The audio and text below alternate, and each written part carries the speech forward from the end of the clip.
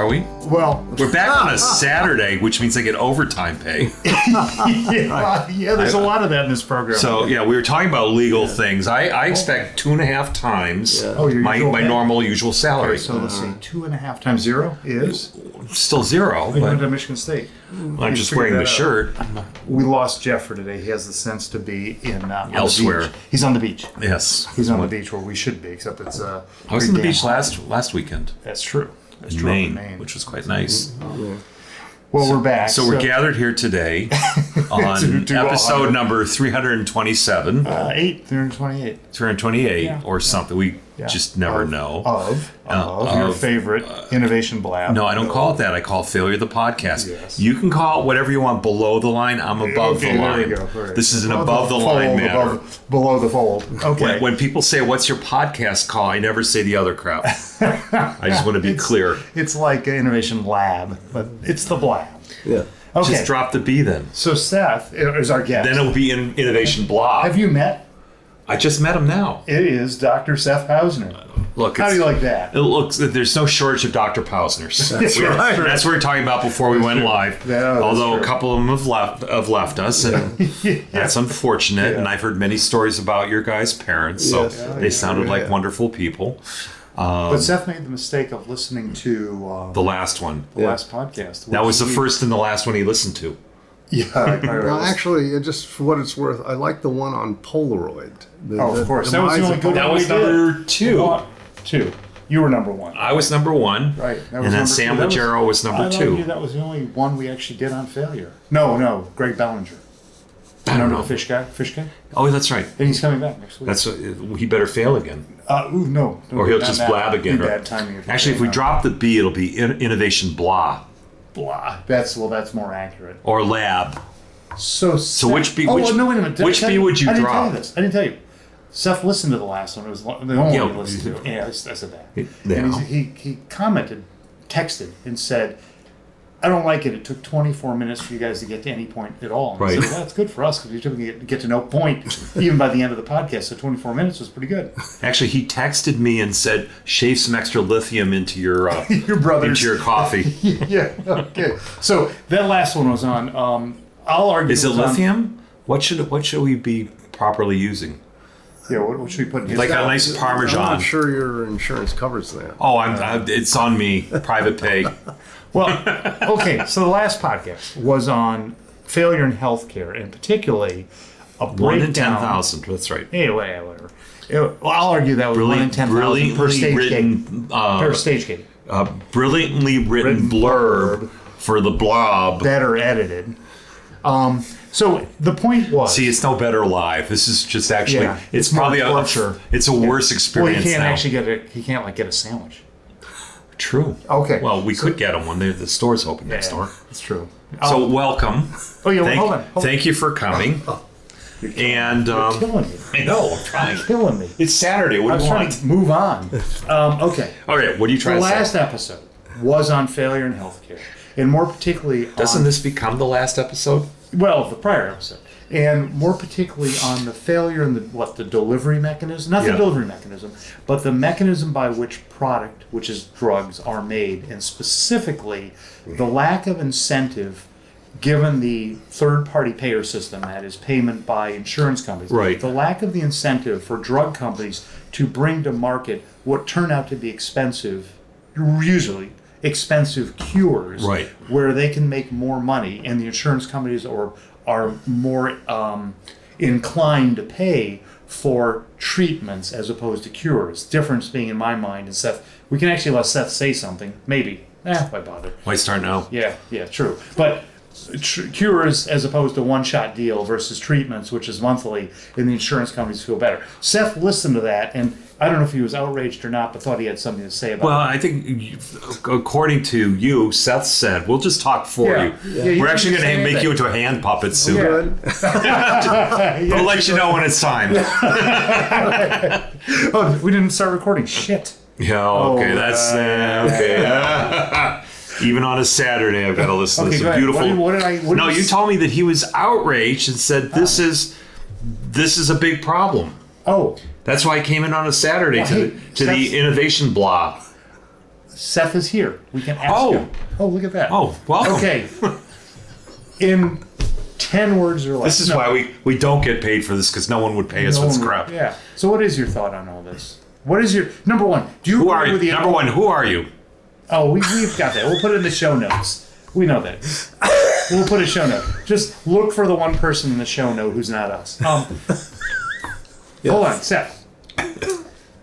Am I correct? At least is your perception. He seems endlessly amused. Is it fair to call you a practicing physician? Absolutely. Okay. Or a psychiatrist? Yes. I even do night shifts. Okay. I was on Tuesday night. And you're down at a well-known hospital. Were you on Tuesday night? Literally, overnight. Wow. Why? What's the deal with Tuesday night? Well, it's an off night. But you have to. It wasn't an off night. Oh, really? Why do you say it's an off night? Because that's the one night you don't go? No. Usually it's like 4th of July are the fun nights and Christmas. No, that's a misunderstanding. Okay. Are you only in the ER or? Yeah. Oh, that's right. We're trying to figure out who he is. Oh no, he does something. He's some sort of doctor. He's a psychiatrist. He's more than a psychiatrist. Yale Medical. What's it called? What's the hospital? Yale New Haven. J.D. Vance School of Medicine. Which is across the street from Yale Medical School. Will you be fired after this is published? No. Oh. What fun is that? He must be tenured. Yeah. Okay. Okay. So wait a minute. So what's your sense? Is there a breakdown in the economics of U.S. Pharmaceutical delivery that disinclines the insurance companies to pay for and the drug companies to make cures as opposed to treatments? Ooh, I like that. That was well put. Thank you. Not a lot. There are other problems that are rampant, but that's probably not the stick out. Alrighty, that is just one of many problems. I thought you were going to tell us what a great thesis that was in how it's true, but it's not. It's not the most glaring of issues. Yes, there's so many other problems. Yeah. You've just stumbled across one of. So what? Why is that not a huge issue? Why is it not a huge issue that there are potential cures? Because that's a small part of the total public health system. What do you mean? There's a lot of disease if you could cure a lot of disease. Careful. There are a small number of diseases for which cure is possible. And some of them are major public health issues and have a lot of visibility. If I were going to pick one, it would be sickle cell anemia. Okay. That's okay. And in fact, genetic treatments for that have been recently approved. Right. And they are cures. Yeah, and as best we can tell, I mean, it'll take 20 years to be absolutely Did sure. you listen to the entire last podcast? Yes. What Jeff said, their China claims to have, though not brought to market, eradicated, but have cures for diabetes. And did you diabetes and something? Asthma, maybe. My sense of humor.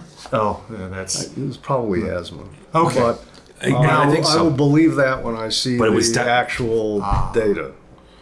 Right. Okay. So you don't fully trust that. Well, it's not so much trust as if you've been in this world. Yeah, for any length of time, there are all kinds of things that get published. When it all finally sorts out, it turns out it doesn't work out. If you're lucky, it just doesn't work. If you're not lucky, it's a drug that turns out has some terrible side effect, which just didn't happen to show up. Okay. Okay, so wait a minute. So you're saying what we thought was the important...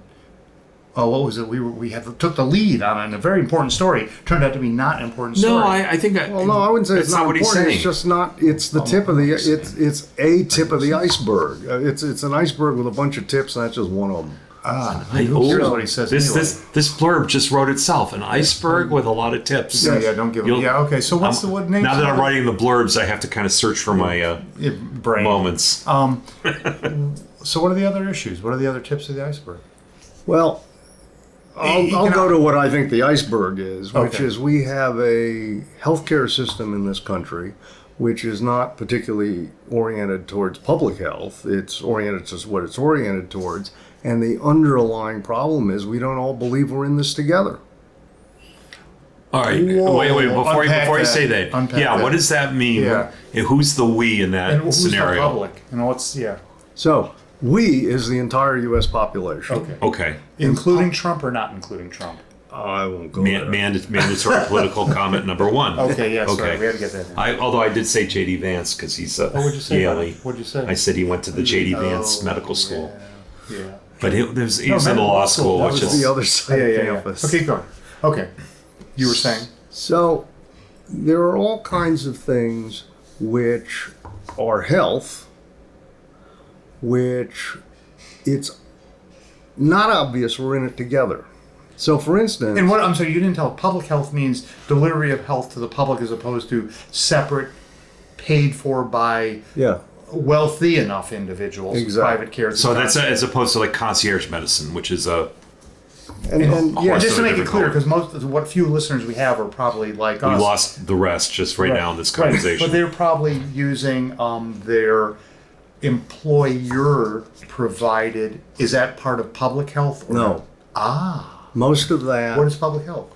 Obamacare. So if you go to the Commonwealth Yes. Fund, when they do studies of this, they will lay out key issues of public health like infant mortality, preventable death, early death, like before or shortly after the age of 60, and a list of things which would affect the population as a whole. And if you go way back to the original origin of it, you might say it's kind of militaristic, but what is it that supports your population so that if the country is under attack by climate change or outside forces, you've got people to deal with it. Right. That's Public health does not refer to a sector of the population and how healthcare is delivered to them. It refers to the overall delivery of healthcare to the public. Yes. Okay, so we've established that. No. And we've ruled out sort of private pay folks like me. No, he hasn't. No, he hasn't gotten to that yet? No, well, so here's where it gets confusing, and this is probably in your mind somewhere, is some insurance companies cover vaccinations. Vaccinations are a key part of public health. It prevents the population from all getting the same disease. Correct. If your employer's insurance covers it, I don't know how you want to classify that. Getting the vaccination and making sure people all get it, that's public health. How you fund it, private. Okay, so going back to your initial comment, are you saying, where are you going with this? Are you addressing the payment mechanism, the portion of the population affected vis-a-vis payment mechanism, or are you talking about delivery as a whole when you talk about public health? Delivery as a whole. And okay, so we won't worry about how it's paid for. Okay. Well, I would argue that if you believe you're all in it together, and there are countries where they do, that influences how you'll fund your health care, all of it. Well, wait a minute. Why do I? So, what countries fall in that camp? Well, Sweden would be the obvious one. All right. Well, what do you mean they're all in it together? If you believe that your population, that you and even the neighbors you don't like and the people you don't know 3 towns over are all in this together, that you will all live or die if somebody invades from the east, right? That you will all live or die if some terrible bug comes through that you haven't discovered yet, COVID, then you will make sure that there is medical care available for all of you so that you can all help fight it and you won't all succumb to it. Does that translate as a practical matter? You'd be willing to pay more in taxes? That's how it's usually done. Sweden is the example of that. Okay, so what that translates to is, I think you're saying that in this country, not a sufficient number of us believe that we're all in it together, and therefore we're unwilling to sacrifice, which as a practical matter means pay, through taxes or higher deductibles. Or this is the sort of to define it in a different way. I don't give a crap if you're cured. I just want to take care of me and my family. All the above. Yes. Okay. Yes. So, so what would you do about it? Well, so now you get into a really tough attacking the basic system. Social, political. That's why this hasn't been fixed quickly. Oh. And in fact, as I look at what happened most recently with COVID, it's very interesting. Until we really all agreed that we were all in this one. It was going to come for us all. People were arguing about, is it important? Isn't it? Wear a mask, don't wear a mask, wash your hands, whatever. Once we decided at a high level, national level, that We were all subject to COVID. It was amazing the response the United States could muster, and all of a sudden you have highly effective vaccines in an amazing short period of time. And we had a fringe of X% that thought, A, I'm not in it together. B, I don't believe in vaccines. C, I don't believe in all the masking public health thingy-doos. I guess what you're saying is that, so when I look back at COVID, that was a reaction by the Trump administration pumping a lot of money in through the Moonshot project with Kushner and the like. And what you're saying is if we had not all been in it together, then everyone from McConnell to... we might all not be sitting here. No. But who's saying is that everyone from McConnell to, who's the New York guy who heads up the... Schumer and Pelosi would have been complaining that their constituents didn't support the moonshot. Okay. So, by the way, this is not unique to medical care. So almost everybody forgets how the United States public and body politic responded before World War I and before World War II.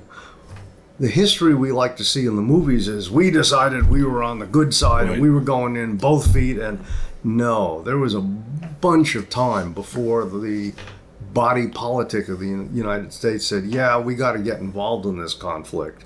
So both conflicts. It took Pearl Harbor, we all know about. Prior to that, there was a lot of debate. And that's a long piece of history. This is probably not the place to get into it.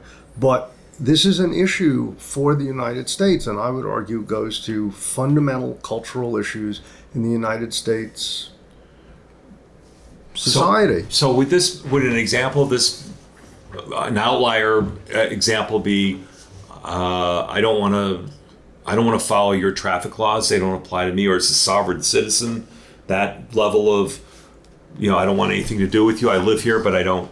Well, there are certain areas where we've decided that just won't work, and traffic laws are one of them. It's traffic and also air traffic.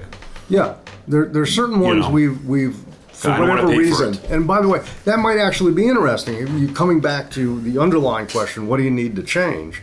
It is interesting that in some areas we decide yes. Now, in some areas we backslide. Pure water, or at least clean, potable water. If you go back to, I'll say, Michigan. The 50s and 70s, well, you can see where this is headed. If you go back to the 50s, 60s, everyone would agree everybody should have clean water coming out of the tap. You shouldn't have to worry about what you drink out of the tap. We sort of forgot about that. It became less important. We weren't so Flint all of a sudden is getting poison out of the tap. Right. And I've forgotten the town in I want to say Missouri, Mississippi, where the water system shut down. Oh, that was Jackson. Ran out of money, right? Jacksonville. Jacksonville's Florida. Jackson is Mississippi. I thought they ran out of money. Something, but and they were both communities that were. Well, that's an interesting statement. I guess I would just say to prove Seth's point. Who cares? Jackson. Well, there you go. So I don't think this is unique. This underlying problem is not unique to medical care. Right. Well, I'm just trying to figure out. I mean, you're addressing a point that this is also the electric grid in Texas. They're disconnected from the rest of the country. It seems unrelated to medicine, but I see it every day. But the thing is, you're addressing it. What I can't figure out is... But he's saying this is a big deal because it's a flaw in society, right? Correct, but we're now talking about something that is so ingrained. I would argue that this is almost no more relevant than saying it's a shame that we can't fly. That I can't sort of self-transport myself, by flapping my wings. Well, we could try it. We're only 5 floors up. Yeah, we'll find you might get bruised really quickly. but this is so fundamental. We have figured out how to clean the water. We can, in fact, keep the water potable. We can come up with vaccines. There's a shopping list of things we have figured out to do. Once for we public health, yes. And once we decide it's worth it. Or the other thing that pulls people in very quickly is when they think they can get it. Right. So if you look at the flu epidemic back in 1918, if you look at the measles epidemic in the 1950s, polio in the 50s, all of a sudden everybody is on board. Okay, so let's then go back to healthcare. Mm-hmm. What you're saying is there's a corollary. What Jeff and our guest last week, Imran, were saying was if you only had a better payment system and better. No, hold on. Let me finish. If you had a better payment system, you could bring more cures to the market. Seth's saying, there's not that many more you probably could bring to market because there are not that many. He's saying if you only had a better system, there's a whole panoply. How's that? There's a word I haven't used. Panoply or panoply? Panoply. A whole bunch. A whole bunch of. Wait, we're in Boston. A wicked lot. A wicked lot of not cures, but improvements you could make to people's lives. Right. So the natural question is, name some. If I were going to pick one, it would be diet. Would be a winner. How could you fix that? Hot and cold running Ozempic. Well, that actually is probably the most interesting point where all this twists together. Do you pursue, maybe take if it's not a moonshot, a Mars shot, to whatever comes after Ozempic? Suppose we just come up with a vaccine for fat, which is one approach. Or do you say, listen, you can't sell things in small containers which easily fit in the belly, which have 1,000 calories in them, and so it's very easy to eat. That is so un-American, though. Well, welcome to the problem of changing healthcare in these here United States. Who would have thought of that? Let's backtrack. I just thought of a great example that proved your other point: fluoridation. So we're all we're all the similar age. Where I remember in elementary school getting, the trays clipped in my mouth in Oak Park, Michigan. So what are you talking about? Fluoridation. No, that's in the water, isn't it? No. What was they used to do fluoride trays. Now it's in the water. We were right on the edge of it. Before you were born, our parents had fluoride to add into the orange juice. It was terrible, but we got fluorinated orange juice in the morning. Oh, I do remember the tablets we had. Yeah, and then I remember they had trays right on the board with cotton things that they. About? So in elementary school, that's right. In elementary school, you'd stand in line. I was like third grade, and they would clip these cotton things into your mouth, for a period of time that were fluoride, that had fluoride in them. I heard that was actually you specifically, and it was to keep you quiet. They didn't clip that. Okay. It didn't work. Yes. Wait a minute. So let's use can't keep me down. Fluoride. Yeah. Let's keep fluoride as an example. But that's a public health example that people objected to. How did we come out on that? Where are we right now on fluoride treatment? We have fluoride in the water. Everywhere?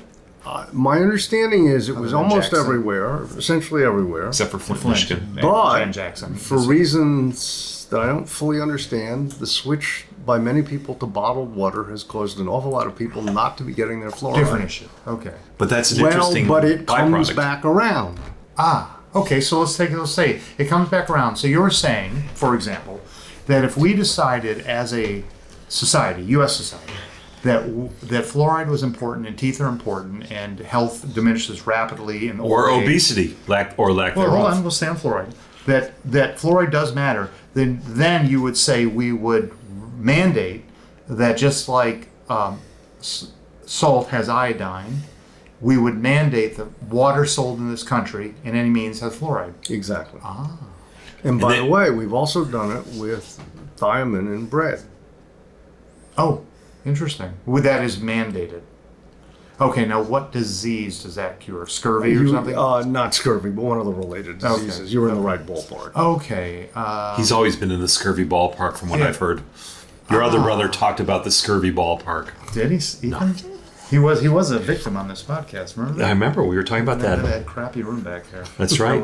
And he wouldn't even show up. That was the room he had. At least this one shows up. He had to wear the aluminum foil cap.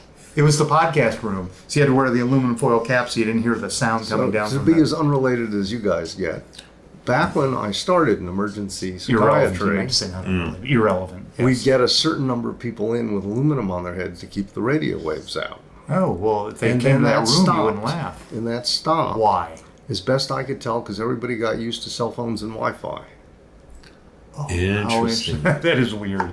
I haven't seen that in years. And they probably figured the people who wore the helmets probably figured they wouldn't have to pay their service fees if they kept the aluminum Most off. of them weren't thinking that far. Okay, so do you enjoy the overnight shift in the ER? there are fewer committees. Do you find administrators? Do you find that the walk-ins are actually more interesting than the administrators? Oh, that's always the case. Any time of day. I once made the mistake of having a physical exam after a committee meeting, and the first thing I heard out of the nursing staff's mouth, they always check your vital signs, is, "How long have you had high blood pressure?" Oh, well, in about an hour now. It's an hour and a half. Exactly. Yeah. I made sure never to schedule. Have you ever watched Grey's Anatomy? Yes. How off is that? It's sensationalized. But is there any grain of truth in that in terms of training of surgical interns? Back in the early episodes, Yes. they took what I would call old-style surgical boot camp approach and put it in a modern hospital setting. Oh. But that's it. After that, and the same. By the way, the other show that had an awful lot of realism in it initially, but couldn't, was St. Elsewhere's. I used to like that. I never watched that one. I did. Is that similar? Howie Mandel was it. St. Elsewhere's should be watched if you're interested in where a number of people, including Denzel Washington, and there were like 2 or 3 people. That's right. And that was supposed to be set on, I think, the Brigham Hospital here or St. E's.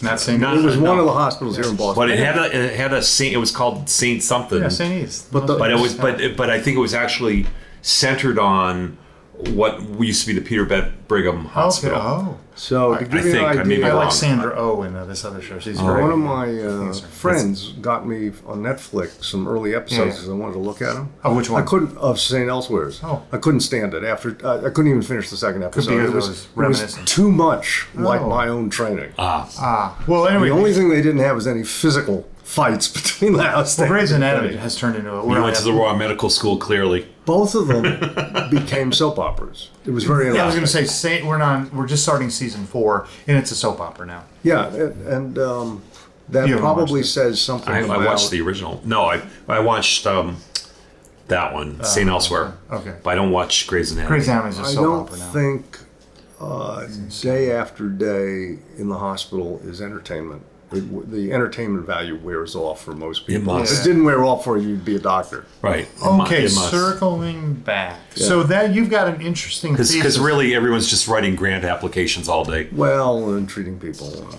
So in this thesis is not new to you. This is well known, which is that we could be making as a society better decisions that would have the effect of bringing up the level of health and probably lifespan and down the cost. Yeah. And it would improve the enjoyment of life to the later years. But what we learned in the last podcast is theoretically there's a disincentive to solve that. Yeah, so how do you feel about that? Yeah, I characterized the last episode as being you can't bring cures to market. But Mark is correctly pointing out that there's a breakdown in the third-party payer system. Does that impact anything or everything? First off, there aren't that many solid cures. And secondly, you can bring them to market. And the example, which I didn't hear discussed on the podcast, was the treatment for hepatitis C, which is a cure. True. Okay.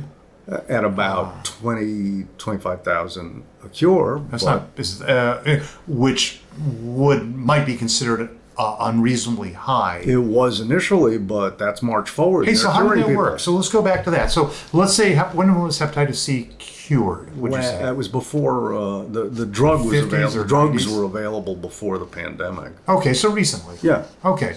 So how did the insurance companies react when that came out and did the legislature had to step in and say, you will pay for this, or what happened? I never heard. So either I was just otherwise occupied, or in fact, people just slowly got used to it.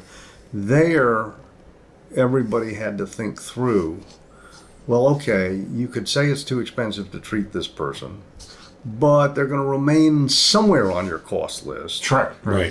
Probably for the state. You're and they're going to need a liver transplant, which is hideously expensive. Yeah. Okay, so go to sickle cell anemia is beginning to be cured, and that's got to be very expensive. The number I would use is $2.5 million per patient. Yeah. So what are you hearing on does that require legislative activity? I have not heard how that's going to be paid. What's your guess? I don't. There's certain things I know I don't know, and one of them is how politics plays out. Or how regardless of politics, how a decision will be made. Regardless isn't a word, is it? That isn't. We can make them up. Nobody listens anyway. Okay, so you've got an interesting thesis, and I guess it's well known. So now you see my role in this. I'm the color commentary to kind of just needle him. So how does this get resolved? Because you've presented virtually an intractable problem. I feel I present it because I've been watching it since at least medical school, and it just doesn't happen to be an area in which I have any special skill, political change, and I've been hearing it discussed. And the obvious approach is obvious. You get people to run for office, you campaign, and you hope for the best.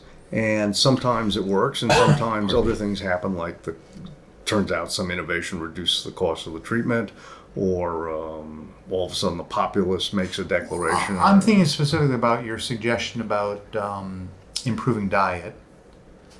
How would you try? He didn't suggest improving diet. He just said, let's shave some Manjaro in everybody's cereal. No. I said both options are options. Okay. I'm not opposed to either.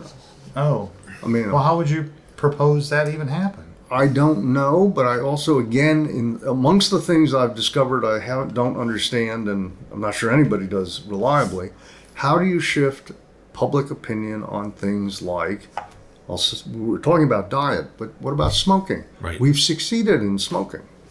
Right.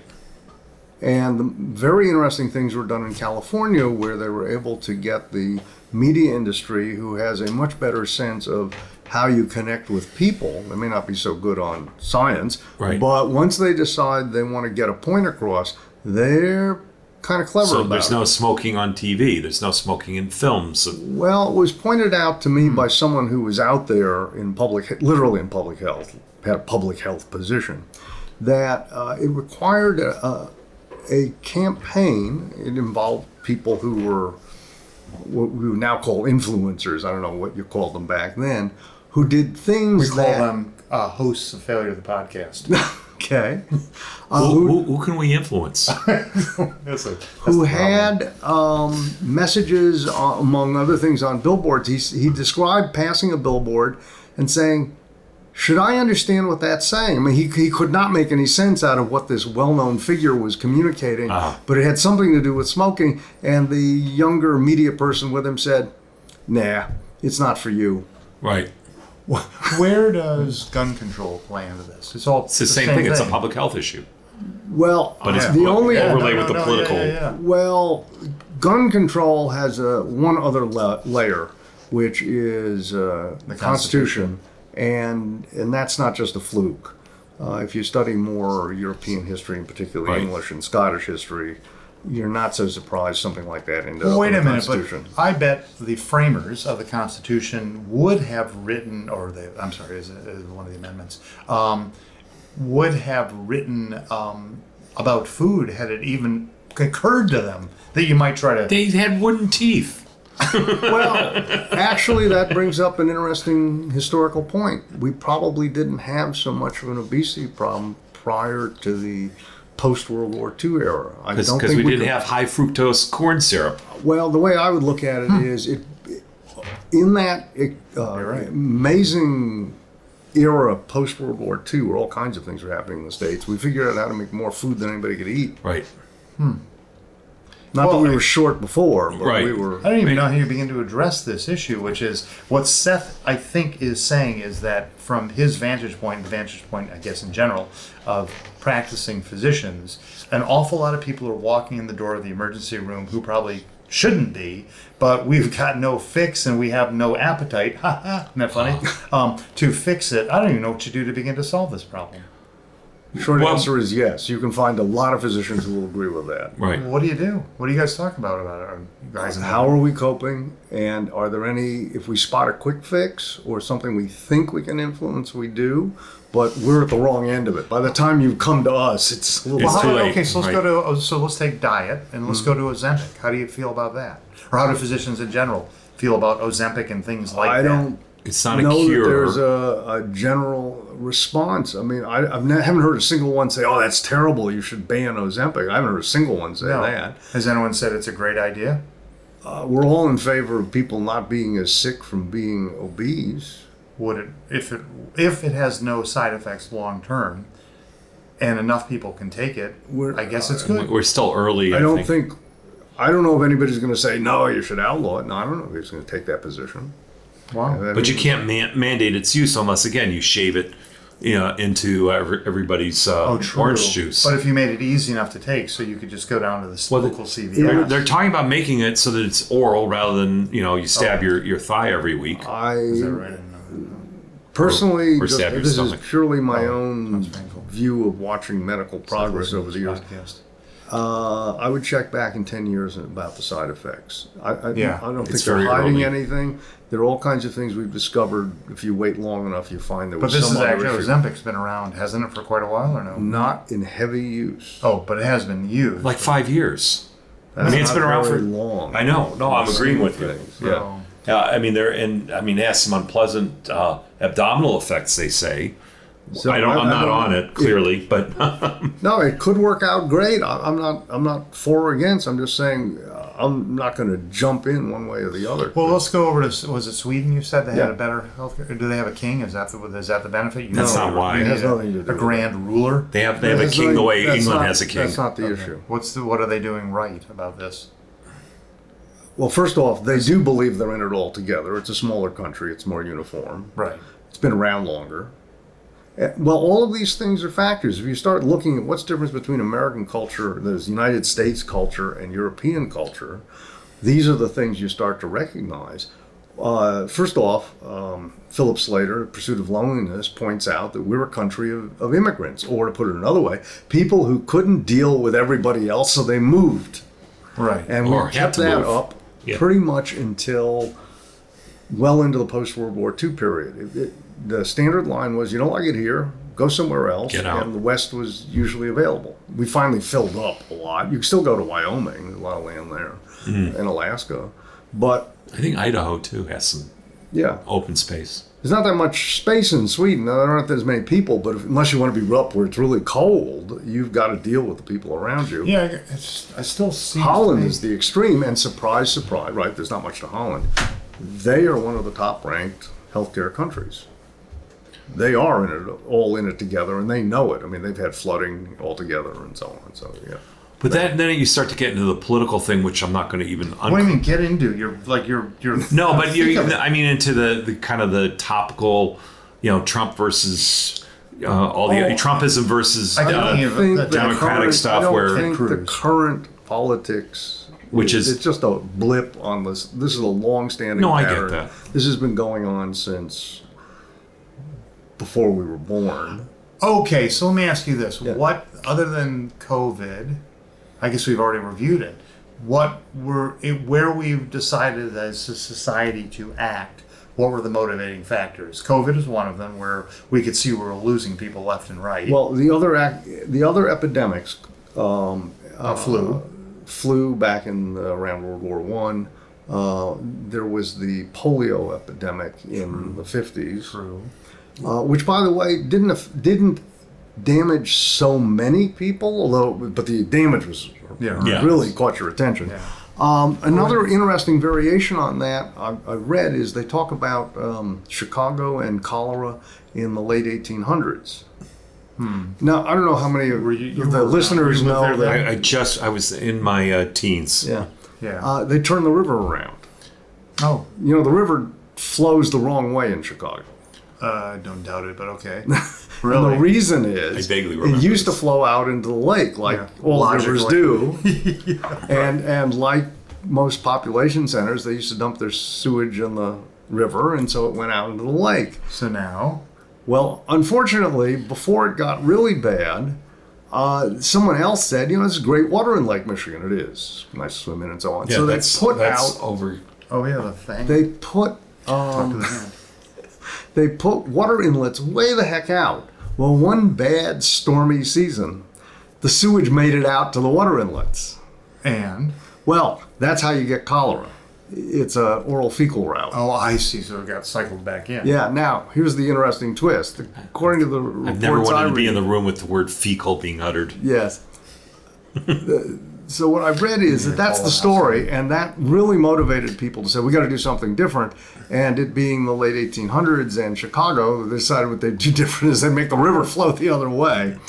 The other thing I read, though, is there actually was not a huge cholera die-off that year. My own guess, coming finally back to your question, which is, my own guess is it was the smell of what was coming out of the taps that changed public opinion, and that was enough to. Okay, so that's just a guess. Okay, so wait a minute, but we also have think about the answer to my question also includes all the vaccines we now do, which is not bubonic plague, but what's the measles and all the other measles, rubella.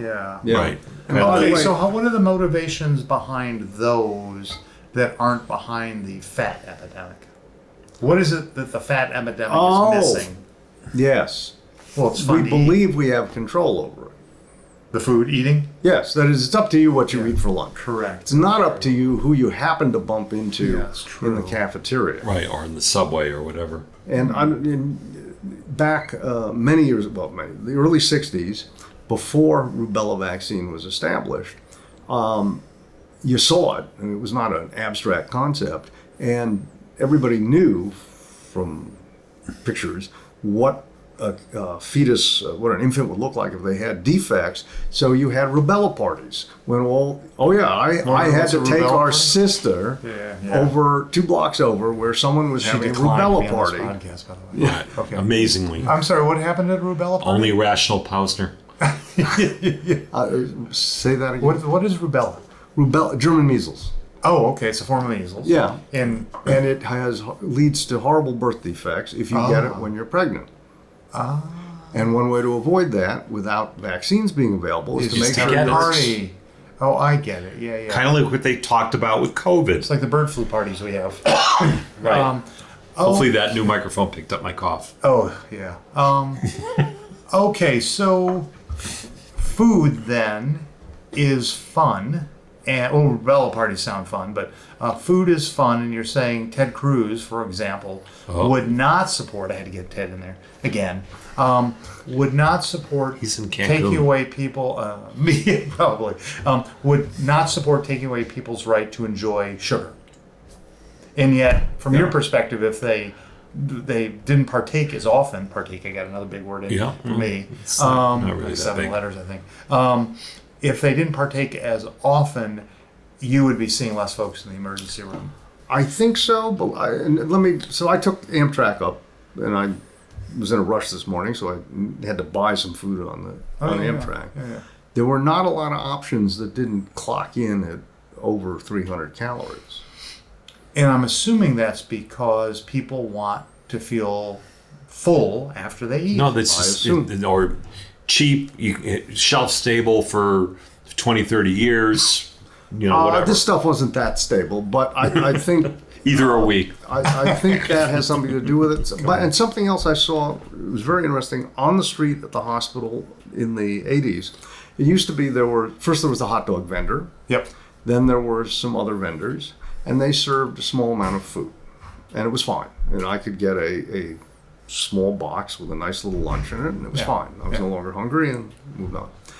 One couple decided that, I don't know how they came to this conclusion, but they were not gourmet chefs, but they could make tempura very easily because they had a big, you've had this fryer. Yeah, exactly. Yeah. And the other thing they figured out was, and you could put it on top of spaghetti. They said noodles, but it was spaghetti. Yeah. They had the largest collection of prepared spaghetti I'd ever seen. And you would walk up, and you'd tell them what you wanted, and one of them would take a tongs and haul out a bunch of spaghetti and throw it into some boiling water to finish it off. And take whichever, was it shrimp, vegetable, beef, whatever tempura you asked, took out some of that and threw that on the griddle. Right. And it was very quick and it was reasonably tasty, but here was their breakthrough, because none of this is gourmet food. Right. And they're competing with more is better. There you go. They gave you a solid full plate. And did the line grow? Oh, yeah. In fact, they were so successful that 2 things happened. They were able to open their own restaurant. Oh, good. And all the other vendors started to upsize. I see.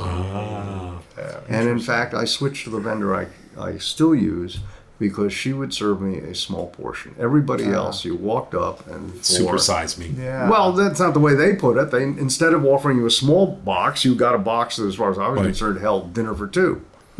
Well, so I've assumed that's why. So fast food. And Ozempic in the water supply. Not mine, but yes. So fast food is relatively inexpensive. It's not cheap, but it's relatively inexpensive, and the calories are high. What would happen if you? So it doesn't have to be.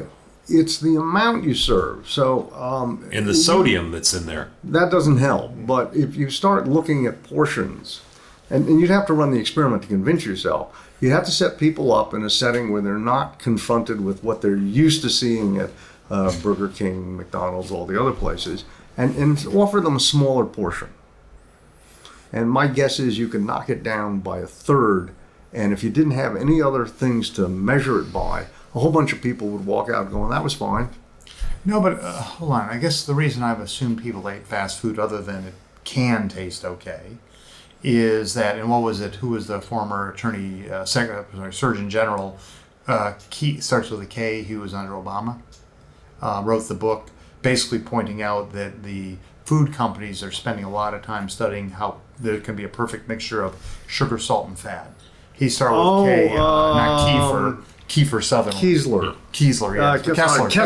Kessler. So Kessler wrote the book on that. Yeah. So number one, you can make fast food taste good through sugar, salt, and fat, but in the end of the day, there's I assume a large enough portion of society that is necessary to get work done here so we can advance. That portion of society needs to be fed. And they're getting their food, at least I think you're overthinking it. No, there are people who need food at night, and they can afford to go McDonald's or to Burger King, and they're getting enough calories to put the kid to bed, and they don't have to hear. I think they create Whole Foods, they'd starve. I think they created an addictive substance, and they got everybody hooked, and it's a virtuous cycle as a result. Virtuous cycle. So, or not so virtuous, but it's a cycle. Well, so you're rejecting my premise. So interesting what Seth says. My premise. Well, because yours is a greater good. This is almost what he was saying that we should do with pharma. Do you hear that sound, by the way? Yeah, that's called. It's air conditioning. Oh, this is going to drive you crazy. Well, when you edit the mic it out. Works. No, I'm not going to edit. See if the mic sounds. Yeah, I'm going to do this with my hands if anyone's watching, so I don't know where to look. So remember who was our guest who was going to do that. So wait a minute. I'll argue there are people. So leave aside Kessler's thesis, which is you can make it more attractive by getting the right mixture of fat, salt, and sugar. I'll argue there are people who are voting at a more fundamental level, which is my kid is screaming at night. He's hungry. Unless he's fully satisfied at dinner, and I can fully satisfy him for $6.50 by getting a Happy Meal at McDonald's. And it's just a calorie question, period. No, I think it's a dollars issue. Let's ask our guest. So I will. What good is he? I will suggest to you, to go along with your theory, that I find it's more expensive at the grocery store. I'm not interested in what they're serving quickly. It's more expensive at the grocery store to buy stuff that's healthy and tasty. Yes. Than a mix of salt, sugar, and fat. Right. Yeah. Yes, it is. So, but isn't that in the end what McDonald's is striving for, which is to make a palatable, high-calorie meal that will draw people in who don't have time to think about economics, but in the end are fighting economics? With all due respect to a food system that grew up in the Midwest where we did, I don't know what's on their mind, and I'm not going to try to guess. They're just trying to sell more stuff. They are, but the way you do it is keep people happy. How do you think Olive Garden works?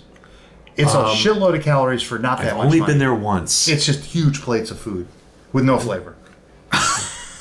So that, as opposed to your local hometown hero, Zingerman's, which is huge plates, but very expensive. Yeah, what's that? My late mother always would comment that I've never had an $18 tuna fish sandwich. I can believe that. By the way, are they huge sandwiches? They're fantastic. Well, I've never had the tuna fish. Have you been to Katz's? Yes, of course. Have you been to Katz's in New York? I can't remember. Katz's is the place that has the pastrami sandwich you need. Yeah, it's like typical Jewish deli. Yeah. I'll have what she's having. but you go to if you're in Connecticut, I'm sure exit 65 Rhines. Yeah. You've probably stumbled by there every now and then. So I think there are a bunch of different things all put together here, and availability, time pressure. It's more and more difficult to raise children and so on. Yep. Can you separate those out? And is legislation required? In other words, yes, you could have a place, you could have a requirement that meals be available that are palatable at under 1,000 calories. Right. For a reasonable price. Or under 3,000 calories or something. And I don't think it would be that difficult. What that would do to the bottom line at McDonald's, you'd have to ask them. Would it be... Okay, so I think the premise behind my assertion was that in the end, it's calories that keep people quiet.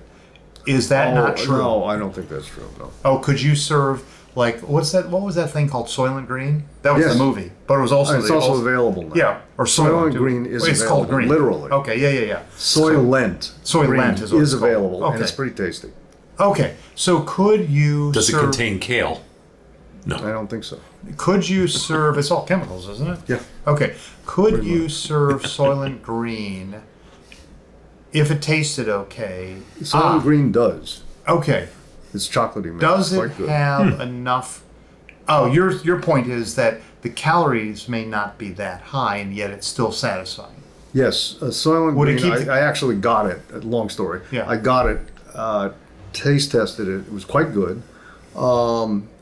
The calories, it seemed to me, had been adjusted so they were more than a weight loss, but certainly less than an overfilling meal. And they'd figured out how many bottles of this you'd have to drink a day to be in a reasonable range and not be constantly. So I thought they'd carefully balance that out. Their goal seemed to be to provide you a reasonable diet without too much hassle.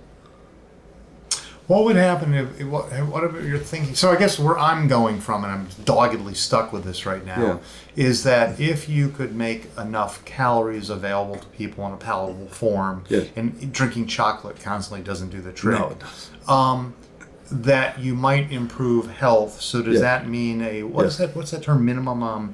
When people get $1,000 a month or $1,000, what is that? Minimum income. Minimum income. Guaranteed income. Would guaranteed income solve this problem, or food stamps? Would they solve this problem? It would help it.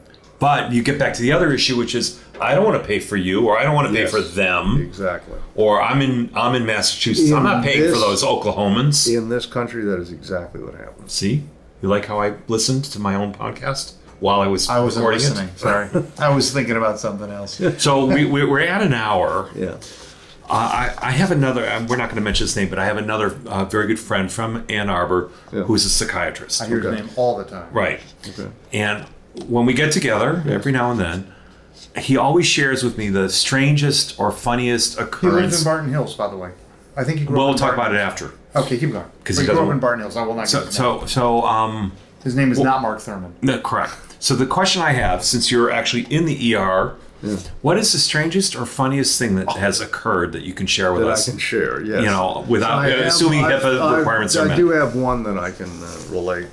So I'm in the middle of the medical part of the emergency room. This is the best part of the whole goddamn podcast. And there's a guy who's short, white hair, really ruddy cheek. He looks like the Travelocity gnome. No, he looks more like the Travelocity gnome without the cap. Okay. Yeah. And he's kind of animated. And I look at him and I'm thinking, I'm not sure what he's here for, but I'm not really interested in getting involved. And I head on back to my area. Right. And somebody says, "Oh, he's for you." And I said, "What are you talking about?" He's got some medical problem. Anyway, so I go back to my area. And a while later, sure enough, they walk him over. And I just, whatever reason, there was something about the whole situation. I really didn't want to deal with it, and I was hoping one of the other doctors would. But after about 10 minutes and I'd finished up what I was doing, I realized he was waiting to be seen, and it was my turn, so I just decided to deal with it. Now, we are glassed in a architectural maneuver, which I can only say worked better than I would have expected in a psychiatric area. Here it's kind of an art statement. Yeah. There it was totally practical. And I've been watching him the gnome without the hat and my staff. The hatless And there was gnome. obviously something going on because they were interacting. They didn't look happy with each other. This is a study in digressions. But they weren't screaming at each other, and nobody looked angry. Okay. These are all patients? Patients and staff. The gnome is mostly dealing with the staff. Okay. There are other patients wandering around. They don't look particularly bothered by him either, although every now and then they'd kind of chuckle. He was handing out drugs. Yeah. Keep going. Well, there were all kinds of possibilities, and I got to deal with him. So, and there's no information useful in the chart. He came in for like a cough, and he hasn't got one, and so far. So I watch him, and I walk over, and I always introduce him. Hi, I'm Dr. Powsner. I put out my hand. And he shook my hand and said something that made no sense. And I thought about it a minute, and I looked around. It's a closed area, and I yelled as loudly as I thought I could get away with in a closed area, "Where are your hearing aids?" And he yells back at me, "I hate them. I never wear them." Oh. And I said, and I thought about it a minute, and I yelled at him, "Can you read?" And he yells back at me, "Of course I can." So I hauled him over to a far corner of the area and wrote out all my questions. And he, of course, yelled the answers back because he's very hard of hearing. Oh. And as if that wasn't funny enough, I finally got around to why he'd been brought to us, which they claimed he had kerosene. He was going to burn down the building. Oh, okay. So I asked him about the kerosene. Oh, he had kerosene. And then launches in quite an animated fashion about the terrible landlord. And I'm thinking, oh, really? And then he says, he won't get rid of the cockroaches. And I listen a little longer, and the guy goes on at length, so everyone can hear him a block away about how this guy won't get any pesticide, he won't do this, he won't do that. So the guy in front of me finally got the kerosene. And I wrote to him, "Were you in the military?" And he says, "Yes, in Florida." I said, "Is that where you learned about the kerosene?" He says, "Of course." Hold on, we're losing our one listener now. No, I love Where's this going? That's the whole answer. Oh, if you and you could argue this is public health. The way to get rid of mosquitoes, which carry yellow fever, is to either drain the swamp or put petroleum on it and then burn it, or no? No, it smothers the larva. Yeah. And this guy knew that. It was a big issue in the military. So he wasn't crazy. No, he just was hard of hearing. Very hard of hearing. And didn't have his hearing aids in. And was pissed off. Was so tired of the landlord not picking up any pesticide, he went and got out what he'd been trained to use, which is kerosene. Ooh, I lost that. Okay. All right. I picked up on that. It was a great question. It was a great answer. Well, with some help, I was able to follow it. Well, that's a different issue. Maybe Seth, we can consult a psychiatrist. Should we ask Seth to bring this to a close? Yes. All right. Yeah, why don't you close? Shut this down. Ooh. I'm amazed you can actually publish this and get away with it as a podcast. The FCC hasn't caught on quite. Imagine how we feel. I've been subjected to this for years, nearly a decade. Thanks, Seth. Thank you. Shut this shit off.